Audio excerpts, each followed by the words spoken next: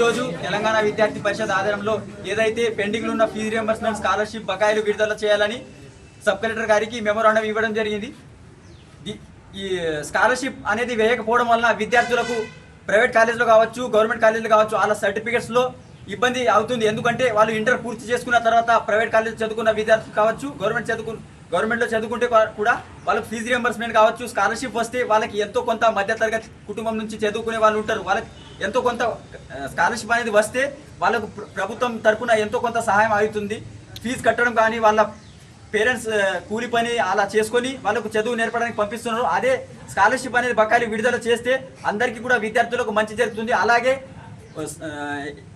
ఉదాహరణకు ఏదైతే ప్రైవేట్ కాలేజీలో ఒక విద్యార్థి ఇంటర్ చదువుకుంటే ఆయన స్కాలర్షిప్ రాకపోవడం వల్ల ఆయనకు ఫీజు కట్టని పరిస్థితి ఉంటే ఆయన డాక్యుమెంట్స్ ఇవ్వకపోవడం, ఆయన డిగ్రీ చేయాలంటే ఆయన డాక్యుమెంట్స్ కంపల్సరీ అవసరం కావున ఆయన డిగ్రీ చదువుకోకుండా అక్కడే ఆగిపోతూ ఉన్నాడు. కావున వెంటనే ఈ రాష్ట్ర ప్రభుత్వం స్పందించి ఈ ఫీజు రియంబర్స్మెంట్ స్కాలర్షిప్ బకాయిలను విడుదల చేయాలని మేము కోరుతున్నాం.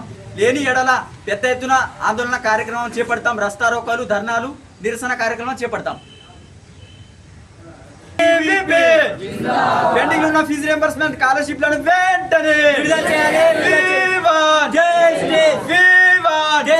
పెండింగ్ ఉన్న ఫీజు రియంబర్స్మెంట్ స్కాలర్షిప్లను బకాయిలను వెంటనే విడుదల చేయాలి.